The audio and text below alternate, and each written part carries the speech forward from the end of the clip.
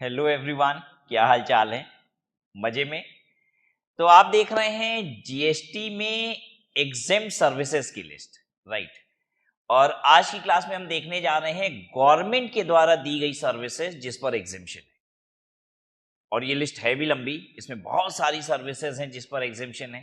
तो let's see this. Services provided by government, entry number 4। Entry number आपको याद नहीं करना है, बस आपको दिमाग में बैठा लेना है कौन कौन सी सर्विसेज एग्जेम्प्ट है। Services by governmental authority by way of any activity in relation to any function entrusted to a municipality under Article 243W of the Constitution are exempt. Municipality क्या है? म्युनिसिपैलिटी का मतलब लोकल गवर्नमेंट है, इसी को तो local government कहते हैं, लोकल अथॉरिटीज, राइट? जिस तरीके से शहर में म्युनिसिपैलिटी होती है वैसे ही गांव में ग्राम पंचायत होती है। तो गवर्नमेंट के हमारे 3 लेवल्स होते हैं, एक होता है सेंट्रल गवर्नमेंट, दूसरा स्टेट लेवल और तीसरा है लोकल अथॉरिटीज, लोकल गवर्नमेंट जिसको हम कहते हैं। तो गांव में यही ग्राम पंचायत है, शहर में म्युनिसिपल कॉर्पोरेशन है। तो कहना क्या चाहता है? कहता है म्युनिसिपैलिटी या ग्राम पंचायत जो भी काम कर रहे हैं, जो एज ए गवर्नमेंट उनको करना चाहिए, ठीक है, एज वो जो भी काम कर रहे हैं एज ए गवर्नमेंट जो उनको करना चाहिए वो एग्जेम्प्टेड है। मतलब कुल मिला के कहना ये चाहते हैं कि अगर सरकार कोई भी काम ऐसा कर रही है जो सरकार को करना चाहिए, ठीक है, तो वो एग्जेम्प्ट है। ये भी सरकार ही तो है, लोकल गवर्नमेंट है, ठीक है।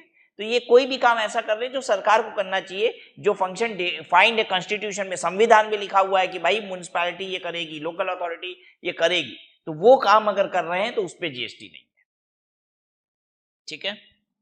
आगे, services by central government, state government, union territory और local authority excluding the following services. Central government, state government, local authority इनके अलावा कुछ काम कर रही है तो वो एग्जेम्प्टेड है। यानी क्या क्या टैक्सेबल है ये देख लेते हैं। ये टैक्सेबल वाली बात हो रही है फिर यहां पे, ठीक है, ये टैक्सेबल है।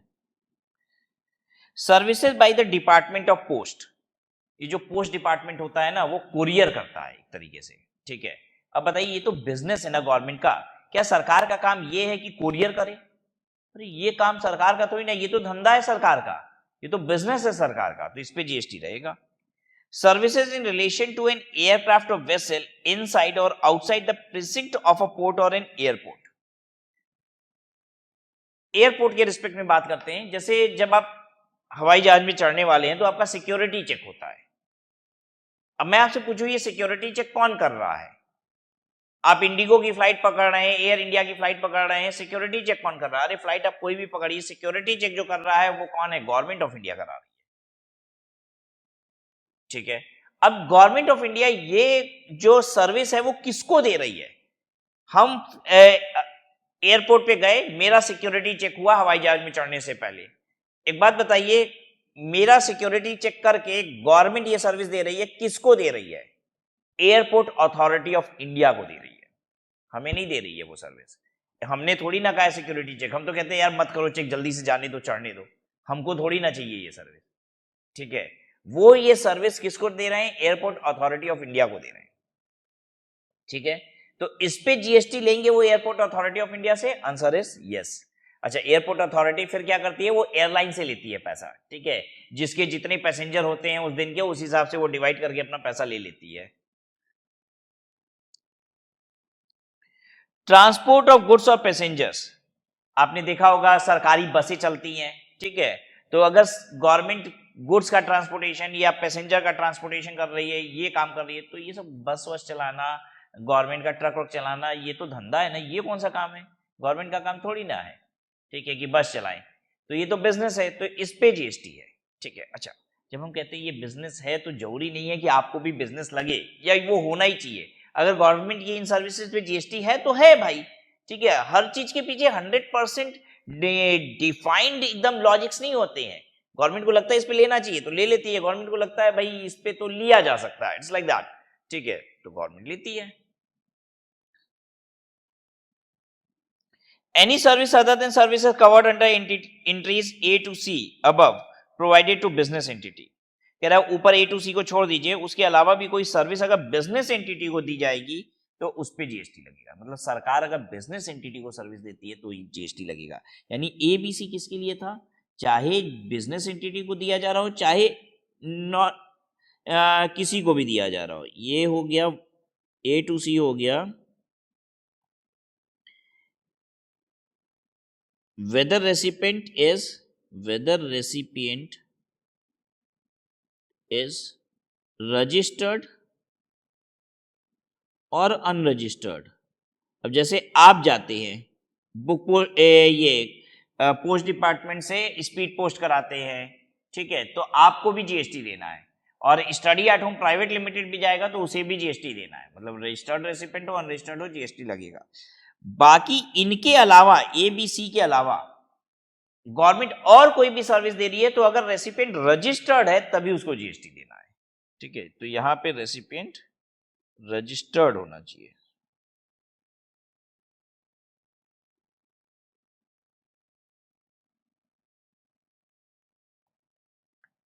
ठीक है, अच्छा आपको लग रहा होगा कि या तो बिजनेस एंटिटी लिखा है सर, तो कुछ ज्यादा ही अपने मन से नहीं बता दे रहे हैं, रजिस्टर्ड भी बोल दिए। अभी नीचे पॉइंट नंबर 7 पढ़ोगे ना तो समझ में आ जाएगा कि वो रजिस्टर्ड की बात कर रहा है।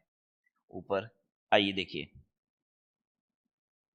Services provided by central government, state government, union territory और local authority to a business entity with an aggregate turnover of up to such amount in the preceding financial year as makes it eligible for exemption from registration under CGST Act 2017। ठीक है, क्या बोलता है,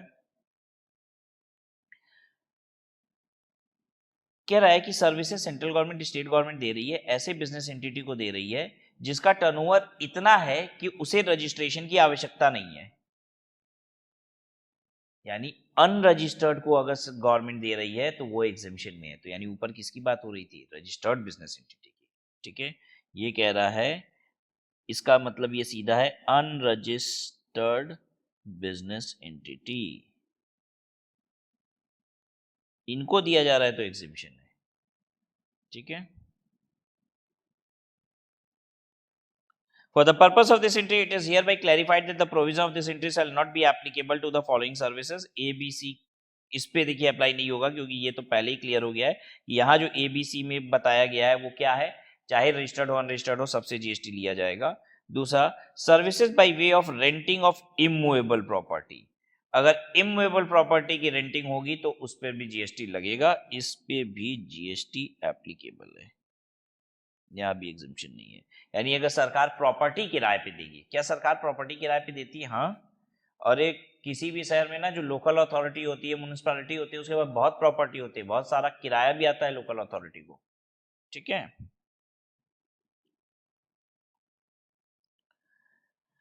फिर देखिए next, services provided by central government, state government, union territory और local authority to another central government, state government और union territory और लोकल अथॉरिटी। अब ये आपस में गवर्नमेंट को सर्विस दे रही है, सेंट्रल गवर्नमेंट स्टेट गवर्नमेंट को दे रही है, स्टेट गवर्नमेंट सेंट्रल गवर्नमेंट को दे रही है, लोकल अथॉरिटी सेंट्रल गवर्नमेंट को दे रही है, सेंट्रल गवर्नमेंट लोकल अथॉरिटी, कोई भी गवर्नमेंट किसी भी गवर्नमेंट को दे रही है, गवर्नमेंट खेल रही है सर्विस। ठीक है, तो इस पर जीएसटी नहीं लगेगा, लेकिन कह रहा है एबीसी वाले पे स्टिल लगेगा। ठीक है, डिपार्टमेंट ऑफ पोस्ट वाली सर्विस, जैसे ये सेंट्रल गवर्नमेंट की सर्विस है तो सेंट्रल गवर्नमेंट ये पोस्ट डिपार्टमेंट की सर्विस स्टेट गवर्नमेंट यूज करेगी तो जीएसटी देना पड़ेगा। बाकी एबीसी ये 3 सर्विस जो ऊपर कही गई है उसके अलावा अगर देखा जाए तो किसी में भी जीएसटी नहीं लगेगा, गवर्नमेंट को अगर सर्विस दे रही है तो। फिर है services provided by central government, state government, local authority where consideration for such services does not exceed 5000। अब एक और नई चीज सुनिए, अगर 5000 रुपया तक गवर्नमेंट ले रही है तो जीएसटी नहीं लेगी। अब ये किसी से भी 5000 रुपए तक ले रही है तो जीएसटी नहीं लेगी। फिर कह रहा है कि देखो एबीसी की बात नहीं कर रहे हैं, मतलब इसकी बात कहीं भी नहीं कर रहा है, ये हम बार बार अब नहीं बोलेंगे। ठीक है, अच्छा अब आगे क्या बोल रहा है, अगर मान लो services continuous supply of service है, 5000 रुपए तक की सर्विस है तो जीएसटी नहीं लेगी गवर्नमेंट, क्लियर हो गया है। देखिए गुड्स की बात नहीं कर रहा है, सर्विसेज की बात कर रहा है। ठीक है, और हम लोग पूरा सर्विसेज ही पढ़ रहे हैं, ये सब भूलिएगा नहीं। अच्छा, गुड्स पे एग्जेम्पशन है कि नहीं ये क्या हम आपको जानने की आवश्यकता है, नहीं वो तो पढ़ना ही नहीं है, मुझे तो सिर्फ सर्विस पढ़नी है। कंटिन्यूअस सप्लाई ऑफ सर्विस क्या होती है, कंटिन्यूअस सप्लाई ऑफ सर्विस उस सर्विस को कहते हैं जहां पे सर्विस खत्म नहीं होती। जैसे हमने अपने ऑफिस में इंटरनेट कनेक्शन लगवाया है, ठीक है, तो एक बात बताइए, इंटरनेट कनेक्शन लगवाया है और उसका चार्ज जो है वो 1500 रुपये महीना है, तो क्या मैं बस 1500 रुपए दूंगा और अगले महीने इंटरनेट कटवा लूंगा? नहीं, वो हर महीने महीने वो 1500 रुपए महीने का मतलब ये नहीं है कि एक महीने की सर्विस है, एक्चुअली वो बिलिंग एक एक महीने पे करते हैं, ये इसका मतलब है। मैंने अगर इंटरनेट कनेक्शन करवाया है तो वो चलता रहेगा, हर महीने 1500 देते जाएंगे। अब मैंने मोबाइल का पोस्टपेड कनेक्शन लिया है, ठीक है, अब महीने की बिल आती है मान लीजिए 3000 रुपए की, ठीक है, ज्यादा है 3000 रुपए मान लेते हैं, अब तो बहुत कम हो गया है, 500 रुपए की। मैंने मोबाइल का पोस्टपेड कनेक्शन लिया है और महीने की बिल आती है 500 रुपए की। अच्छा, आपको तो 3000 रुपया सचमुच ज्यादा लगेगा, लेकिन हम लोग ने 3000 रुपए से बहुत ज्यादा पोस्टपेड बिल दे रखी है, ठीक है, मैंने खुद दे रखी है postpaid bill, right. When I started teaching तो उस समय जैसे हमारे ऑफिस में काउंसलर्स के पास सबके पास नंबर होते थे, तो we used to have postpaid connections, ठीक है। तो जितने भी मोबाइल्स होते थे, एक एक मोबाइल की बिल जो आती थी वो 3 4 5 हजार रुपए महीने तक आती थी, ठीक है। तो 50 50 हजार रुपए की मोबाइल बिल होती थी राइट, महीने की। अब मोबाइल इतना सस्ता हो गया है, तो 500 रुपए महीने की बिल आती है। तो इसका मतलब क्या है कि 500 रुपए महीने की बिल आती है, हर महीने महीने बिल आती है, इसका मतलब ये नहीं है कि मैंने सर्विस एक महीने की ली है। मैंने अगर मोबाइल कनेक्शन लिया है तो वो चलता रहेगा, ये थोड़ी ना कि एक महीने बाद मैं बंद करा दूंगा।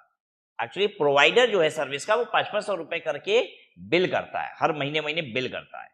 तो महीने पे बिलिंग होती है, महीने पे सर्विस खत्म नहीं हो जाती, राइट। तो ऐसी सर्विस को कहा जाता है कंटिन्यूअस सप्लाई ऑफ सर्विस। अब आपको समझ में आया कंटिन्यूअस सप्लाई ऑफ सर्विस कहाँ है? जहां पे सर्विस देने वाला बीच बीच में बिल करता है और सर्विस चलती रहती है, बिल वो बीच बीच में करता है, सर्विस चलती रहती है, तो इसे कहा जाता है कंटिन्यूअस सप्लाई ऑफ सर्विस। कह रहा है अगर continuous supply of service government देती है तब 5000 रुपए तक अगर साल का है, ठीक है, अगर 5000 रुपए तक साल का है तो एग्जेम्प्ट है, सिंगल सर्विस 5000 रुपए तक की एग्जेम्प्ट है, ठीक है। और अगर कंटिन्यूअस सप्लाई ऑफ सर्विस है गवर्नमेंट के द्वारा तो साल भर का अगर 5000 रुपए तक का है तो एग्जेम्प्ट है। नेक्स्ट देखिए, supply of service by a government entity to central government, state government, union territory, local authority और any person specified by central government, state government, union territory और local authority against consideration receive from central government, state government, union territory और local authority in the form of grants, ठीक है। अगर grants के जरिए पैसा आ रहा है, किससे? सेंट्रल गवर्नमेंट से, स्टेट गवर्नमेंट से, ठीक है, तो कह रहा है कि ये एग्जेम्प्टेड है। Services by an old age home. Old age home क्या होता है? ओल्ड एज होम का मतलब ये हुआ कि जैसे होता है ना, कुछ बच्चे अपने पेरेंट्स को नहीं रखते हैं, माँ बाप को अपने घर में नहीं रखते, तो उनको ले जाके डाल देते हैं ओल्ड एज होम में। ओल्ड एज होम वहाँ पे सारे बुजुर्ग रहते हैं, ठीक है, और उनकी एक मंथली पेमेंट करनी होती है, ठीक है, तो वहाँ पे लोग उनका देखभाल कर लेते हैं। तो कह रहा है services by an old age home run by central government, state government और an entity registered under section 12AA और 12AB of the income tax act.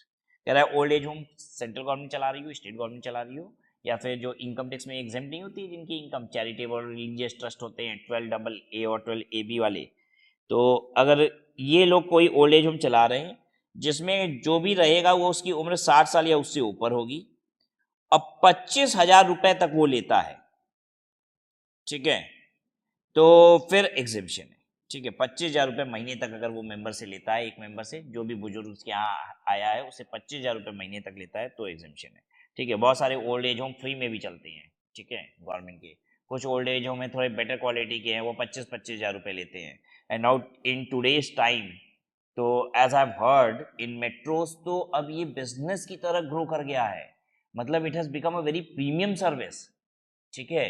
और बहुत ज्यादा चार्जेस भी हैं ओल्ड एज होम्स के, and this is turning out to be in private business, ठीक है। मतलब आजकल के बच्चे अपने माँ बाप को नहीं रख रहे हैं अपने साथ, ठीक है, वो क्या करते हैं ओल्ड एज होम में उनको दे देते हैं, भले पैसा लग रहा हो कितना भी, ठीक है, इट्स लाइक दैट, ठीक है।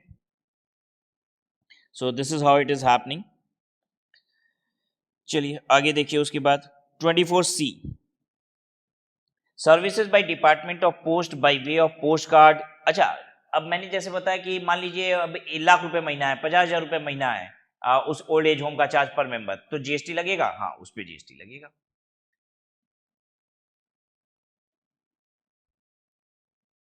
Services by department of post by way of post card, inland letter, book post and ordinary post, envelope weighing less than 10 gram. अच्छा, डिपार्टमेंट ऑफ पोस्ट अगर 10 ग्राम तक के एनवेलप का कोरियर कर रही है तो उस पर जीएसटी नहीं लेगी।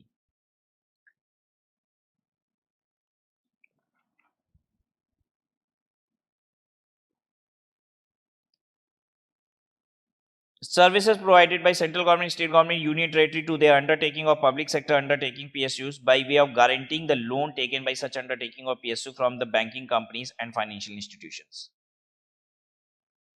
Services provided by central government, state government, union territory or local authority by way of registration required under any law for the time being in force. अच्छा, कह रहा है सेंट्रल गवर्नमेंट स्टेट गवर्नमेंट से अगर हम service लेते हैं registration का, कैसा रजिस्ट्रेशन? आप जीएसटी रजिस्ट्रेशन करा रहे हो, फीस लगती है, मान लो लगती है, तो ठीक है, हम ट्रेडमार्क रजिस्ट्रेशन करा रहे हैं, इसकी फीस लगती है, हाँ इसकी तो लगती है, गवर्नमेंट फी होती है, ठीक है। हम आरओसी में रजिस्ट्रेशन करा रहे हैं कंपनी का, रजिस्टर ऑफ कंपनीज में आरओसी रजिस्ट्रेशन हो रहा है, तो इन सब फीस पे जीएसटी नहीं होगा। मतलब सेंट्रल गवर्नमेंट जो भी पैसा रजिस्ट्रेशन का लेती है, ठीक है, रजिस्ट्रेशन की जो सर्विस देती है, इस पे जीएसटी नहीं है, ठीक है।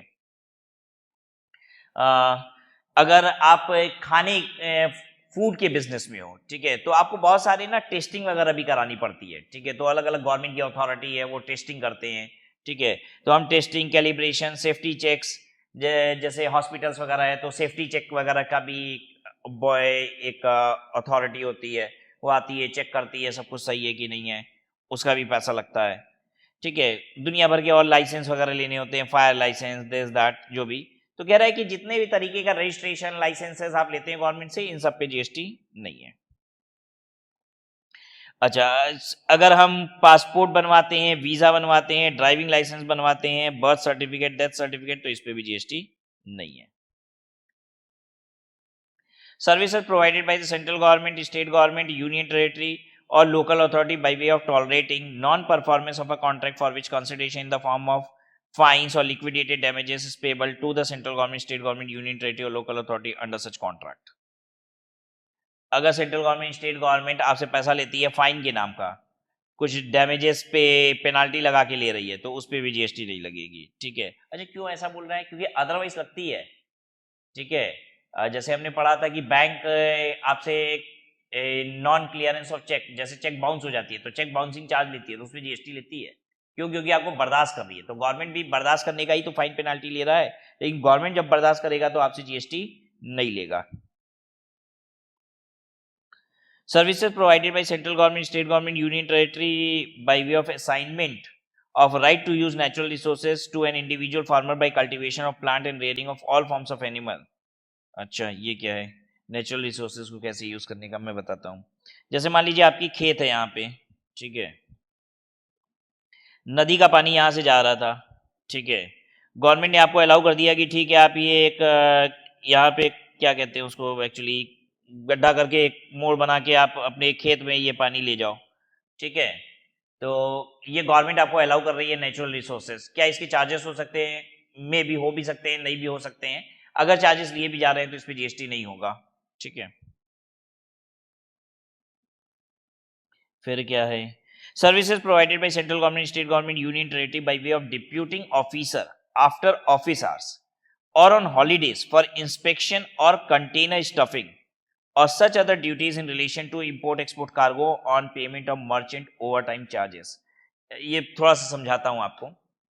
हमारे देश में ना जितना भी इंपोर्ट हो रहा है सब सी के जरिए हो रहा है। जैसे आप कहोगे कि विदेश से जो सामान आता है सब कैसे आता है, तो हम कहेंगे भाई लैंड भी आ रहा है, पानी के जरिए भी आ रहा है, हवाई जहाज से भी आ रहा है। लेकिन आपको ये बता दूं 90% से ज्यादा इंपोर्ट सिर्फ और सिर्फ पानी के रास्ते से हो रहा है, ठीक है, जहाज से आ रहा है। और हमारे देश के जो पोर्ट है, समुद्र किनारे जो पोर्ट है, वो सब बहुत बिजी होते हैं। आपको मालूम है क्या होता है एक्चुअल में? देखो मैं बताता हूं क्या होता है ना, कुछ भी ऐसी बात आती है ना, मैं रुक नहीं पाता आप लोगों को जानकारी देने से, तो मैं बह जाता हूँ, फिर दूसरी जगह पे चला जाता हूँ कि भाई बच्चे को सब पता होना चाहिए कि ये सब कानून में क्यों लिखा हुआ है। अब यहाँ पे मान लीजिए सी पोर्ट है, समुद्र से जहाजों से पानी सामान आ रहा है, ये एक जहाज है, तो बेटा पता है इसको, इन जहाज को ना यहाँ पे लगाने के लिए, यहाँ पे पोर्ट पे लगाने के लिए जगह ही नहीं मिलती है। पहले से ही इतनी जहाज लगी हुई है, सामान उतर रहा है इसका, अभी ये खाली करेगा तब जाके ये लग पाएगी जहाज, ये चक्कर है। 5-5 6-6 दिन तक सब पानी में, मतलब कुछ दूर पे जहाज लगा के बैठे रहते हैं, सब वेट करते हैं कि भाई पोर्ट खाली हो तो जहाज लगाएं, अपना सामान उतरवाएं। तो अब हमारे देश का पोर्ट इतना बिजी है, ठीक है। तो अब क्या होता है कि अच्छा, बहुत सारा सामान जो आता है तो इसमें कस्टम ऑफिसर जब सामान आता है ना तो उसकी चेकिंग भी करते हैं। ऐसा तो नहीं कि विदेश से ड्रग्स आ रहा है, चेक होना चाहिए कि नहीं, होना भी चाहिए, ठीक है। तो तो गवर्नमेंट क्या करती है, कस्टम ऑफिस को अपने लोगों को डिप्यूट कर देती है ओवर टाइम, रात रात में भी, कि लीजिए भाई इस समय बहुत भीड़ लगी है, जल्दी जल्दी चेक कराइए ताकि माल उतरे। तो ये सर्विस कौन किसको दे रहा है, ये सर्विस दी जा रही है कस्टम ऑफिस को गवर्नमेंट के द्वारा, ठीक है। इस पे जीएसटी लगेगा, आंसर इज नो, राइट। कौन सी ये सर्विस थी, सर्विस ये थी कि गवर्नमेंट के बंदे आएंगे, यहाँ जो पैकेट उतर रहा है फटाफट फटाफट चेक करेंगे, ताकि अब ये सब यहाँ से हटे और जाके वेयर हाउस में रखा है। अब यहाँ कस्टम का ना वेयर हाउस होता है, उस वेयर हाउस में रखा है, तो यहाँ जगह खाली होगी तब तो ये शिप वाला आएगा। जगह खाली करने के लिए दो चीजें चाहिए, एक तो पोर्ट पे से माल भी हटेगा और पोर्ट पे से शिप भी हटेगी, दोनों हटेंगे तब होगा। मान लीजिए शिप तो खाली कर दी माल और चली गई यहाँ से, लेकिन अगर ये पोर्ट पे सामान भरा पड़ा है तो दूसरा उतारेगा कहाँ पे, राइट। तो सामान भी हटना चाहिए, तो सामान हटने के लिए उसकी चेकिंग होनी चाहिए। पहले तो ये सब चेक कर लिया जाता है, इंस्पेक्शन डिपार्टमेंट गवर्नमेंट की होती है, वो चेक करती है सब सही है कि नहीं, फिर वो वेयर हाउस में जा पाएगा। तो कभी कभी जब बहुत भीड़ लगती है ना तो गवर्नमेंट अपने बंदों को भेजती है, रात रात भर काम करवाती है, ठीक है, जाओ ओवर टाइम करो, जाके चेक करो इसको फटाफट फटाफट ताकि खाली हो जगह। तो इसके ये सर्विस हो गई by government to airport authorities. Now इस सर्विस पे जीएसटी नहीं होगा, ये यहां बताया जा रहा है, ये छोड़ दो, इग्नोर करो इसको। Services provided by rehabilitation professional recognised under rehabilitation council of India. अच्छा ठीक है, ये बता देते हैं आपको। रिहेबिलिटेशन सेंटर्स क्या होते हैं, रिहेबिलिटेशन सेंटर होता है जैसे जो लोग बहुत नशे वशे में होते हैं, उनका नशा छुड़ाना होता है, इसको ऐसे बोल सकते हैं हम, हिंदी में आपको समझाएं, ये ऐसी जगह है जहां पे नशा छुड़वाया जाएगा आपको, ठीक है। बस आप लोग को तो आजकल प्यार मोहब्बत का नशा चढ़ता है, अभी उसका रिहेबिलिटेशन सेंटर नहीं खुला है, वो नहीं छुड़वाया जा सकता है। बाकी दारू का, ड्रग्स का, इन सब का नशा छुड़वाने के लिए रिहेबिलिटेशन सेंटर गवर्नमेंट चलवाती है।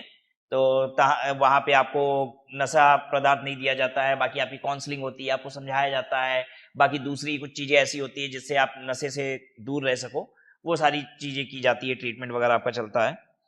तो इस रिहेबिलिटेशन सेंटर जो सर्विसेज दे रही है, ऑब्वियसली किसको दे रही है, जो नशा छुड़वाने गया हुआ है। फीस लगती है, हाँ, बहुत अच्छे अच्छे रिहेबिलिटेशन हमारे इंडिया में तो कम होते हैं, आपको पता नहीं होगा, विदेशों में रिहेबिलिटेशन सेंटर एक एक महीने का चार्ज सुनेंगे तो आपके होश उड़ जाएंगे, 10-10 लाख रुपए महीने के चार्ज होते हैं, ठीक है, एक एक महीने के, ठीक है। ऐसे ऐसे रिहेबिलिटेशन सेंटर चलते हैं विदेश में, ठीक है। हमारे देश में तो रिहेबिलिटेशन सेंटर बहुत सारे तो गवर्नमेंट ही चलाती है, क्योंकि हमारे देश में ना नशा लोगों को पता है क्यों है, क्योंकि वो अनएजुकेटेड है, पढ़ा लिखा नहीं है। समझदार व्यक्ति भी दारू पी रहा होगा और बाकी चीजें कर रहा होगा, लेकिन वो समझदारी से कर रहा होगा तो उसको इतनी बुरी लत नहीं लग गई होगी, ठीक है। तो जनरली ऐसे लोगों को इन सर्विसेज की जरूरत ही नहीं पड़ रही है। तो हमारे यहाँ तो एक अलग ही मॉब है ना, जो बेसिकली अफोर्ड भी नहीं कर सकती है रिहेबिलिटेशन सेंटर को, तो गवर्नमेंट चलाती है हमारे देश में, ठीक है। तो वहां चार्जेस बहुत मिनिमल होते हैं, और जो भी होते हैं व्हाटएवर, उस पर जीएसटी नहीं है। अगर फ्री ऑफ कॉस्ट दिया जा रहा है तो भी जीएसटी नहीं लगेगा, और अगर चार्ज लिया जा रहा है तो भी जीएसटी नहीं होगा, ठीक है। तो ये था आपका सर्विसेज बाय गवर्नमेंट। अब हम अगला भी देख लेते हैं, कंस्ट्रक्शन सर्विसेज, ठीक है। कंस्ट्रक्शन सर्विसेज पर जीएसटी है, राइट। यानी अगर हम कंस्ट्रक्शन सर्विस लेते हैं तो हमें जीएसटी पे करना है। जैसे मैं फ्लैट खरीद रहा हूं बिल्डर से, तो जब तक वो फ्लैट बन के तैयार नहीं हो जाता तब तक वो इमूवेबल प्रॉपर्टी नहीं कहलाएगा। तो जब तक फ्लैट बन के तैयार नहीं हो जाता, मैं जितनी किस्तें दूंगा, पेमेंट करूंगा, उस पर जीएसटी लगेगा, राइट। लेकिन कुछ एग्जेम्पशन भी है, आइए देखते हैं कहां पे एग्जेम्पशन है। Services provided bye way of pure labour contract of construction, erection, commissioning, installation, completion, fitting, out, repairing, ये सब बिल्डिंग से रिलेटेड कंस्ट्रक्शन, इरेक्शन, इरेक्शन उसको बोल रहे हैं, क्या बोलते हैं यार, पिलर्स जो लगाए जाते हैं बिल्डिंग बनाने में। Commissioning and installation, commissioning and installation हो सकता है लिफ्ट की इंस्टॉलेशन वगैरह बिल्डिंग में, ठीक है। कंप्लीशन एंड फिटिंग आउट, ये हो सकता है पानी की पाइपलाइन दौड़ाना, और क्या हो सकता है, बिजली की लाइनें दौड़ाना बिल्डिंग में। रिपेयर एंड मेंटेनेंस बिल्डिंग का हो रहा है, रिनोवेशन हो रहा है, अल्टरेशन हो रहा है, ठीक है। और any other, original work pertaining to beneficiary led individual house construction or enhancement under the housing for all urban mission और प्रधानमंत्री आवास योजना। ये सरकारी योजना है, housing for all urban mission और प्रधानमंत्री आवास योजना। ठीक है, इस योजना के तहत घर बनाए जा रहे हैं, सस्ते घर बनाए जा रहे हैं ताकि गरीबों को ये दिया जा सके। ठीक है, तो सरकार इसे सस्ते रेट पे सेल करती है। तो अगर इस योजना के तहत कहीं मकान बन रहा है और हम लेबर सप्लाई कर रहे हैं वहां पे, ठीक है, तो हम लेबर का चार्ज तो लेंगे, जीएसटी नहीं लेंगे। ठीक है, लेकिन मान लीजिए हम एक बिल्डर हैं, ठीक है, और हम अपनी बिल्डिंग में फ्लैट बना रहे हैं, 500 फ्लैट्स बना रहे हैं और उसके लिए लेबर मंगवाएंगे आपसे, तो आप हमसे जीएसटी ले लीजिएगा। ठीक है, और वही आवास प्रधानमंत्री आवास योजना वगैरह में आप अपने लेबर भेजेंगे तो उसके चार्जेस पे आपको जीएसटी नहीं लेना है। फिर ये क्या है, services supplied by electricity distribution utilities by way of construction, erection, commissioning और installation infrastructure for extending electricity distribution network up to the tubewell of the farmer और एग्रीकल्चरिस्ट फॉर एग्रीकल्चर यूज। ये रहा बिजली का खंभा, ठीक है, ये रहा गांव, यहाँ बिजली नहीं पहुंची है। ठीक है, यहाँ खेती होती है लेकिन ट्यूबवेल चलाने के लिए बिजली नहीं है। ठीक है, बाकी मशीनरी चलाने के लिए बिजली नहीं है यहाँ खेत तक। ठीक है, आप पता है क्या काम करते हो, आप खंबे गाड़ते हो। ये रहे खंबे, आपने छोटे छोटे ये खंबे गाड़े और ये खंबे गाड़ के यहाँ से लाइन गई है और ये जाते जाते जाते जाते यहाँ पे इसका ट्यूबवेल तुम चलवा दिए खेत में। ठीक है, या बाकी मशीनरीज के लिए बिजली पहुंचा दिए, खेतों तक पहुंचा दिए। तो आप इसके जो चार्जेस ले रहे हैं ये खंबे गाड़ने के, किससे ले रहे होंगे, जो भी बिजली विभाग है उससे आप पेमेंट ले रहे होंगे, उस पर जीएसटी नहीं लेंगे आप। ठीक है, services by way of pure labour contract for construction, erection, commissioning, installation of original work pertaining to a single residential unit otherwise than as a part of residential complex. हम अपना घर बना रहे हैं, ये रहा मेरा घर बन रहा है। ठीक है, और इसके लिए मैंने किसी से बोला मुझे लेबर सप्लाई कर दो, उसने लेबर सप्लाई कर दिया मेरे घर के लिए। मैं लेबर सप्लाई की जो पेमेंट करूंगा इस पे जीएसटी नहीं लूंगा, इस पे जीएसटी मुझे नहीं देना है। ठीक है, अपना घर बनवाने के लिए हम लेबर ले रहे हैं। ध्यान से सुनिएगा, अगर मैं फ्लैट बना रहा हूं, ठीक है, कई सारे, मतलब मैं फ्लैट बना रहा हूं, मैं बिल्डर हूं, तो मुझे जीएसटी देना होगा लेबर सप्लाई पे। ठीक है, अगर मैं बिल्डर से फ्लैट खरीद रहा हूं तो भी मुझे जीएसटी देना है। बस सीधा सीधी अपना समझ लीजिए, मैं अपना घर बनवा रहा हूं, बस अपना घर एक इंडिविजुअल के लिए, कि कोई अपना अगर घर बनवा रहा है। एक्चुअली आज भी हमारे देश में ना एक बहुत पुराना गाना था, रोटी कपड़ा और मकान। ठीक है, ये मूवी की ये बेसिक नेसेसिटी है, और आज भी हमारे देश में रोटी कपड़ा का अगर जुगाड़ इंसान कर भी लिया है ना, तो मकान का जुगाड़ सबने नहीं कर रखा है। ठीक है, और आज भी ये बेसिक नेसेसिटी है, तो गवर्नमेंट हर तरीके से प्रमोट करती है। जैसे होम लोन सस्ता मिलता है, ठीक है, गवर्नमेंट खुद आवास विकास योजना चलाती है ताकि सस्ते में घर दे सके। उसके बाद कोई अपना अगर घर बनवा रहा है और लेबर कॉन्ट्रैक्ट करता है तो उस पर जीएसटी नहीं देना पड़े। तो इस तरीके से हर जगह प्रमोशन है। ठीक है, लेकिन आप कहेंगे कि सर फ्लैट पे तो जीएसटी अब ले रही है।